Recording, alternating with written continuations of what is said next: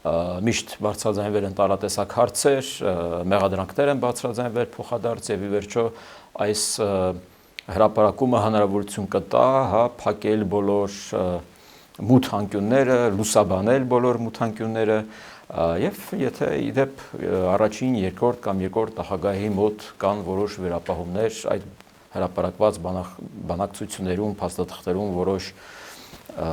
տվյալների, դրույթների մասին, որովհետև կարծում եմ իրենք անպայման կասեն, որ սա ճիշտ չէ, սա սխալ է ներկայացված, ես կարծում եմ հենց կոնկրետ բուն փաստաթղթի շուրջ կարող են իրենք այդ բանավեճը օրինակ կազմակերպել։ Արդեն հնարավոր է այդ բանավեճը։ Արդեն հնարավոր է ավելի պրոդուկտիվ, օրինակ կոնկրետ ասեն, որ այս թվականի այս փաստաթուղթը ենթադրենք խեղաթյուրված է, մենք համաձայն չենք, իրականում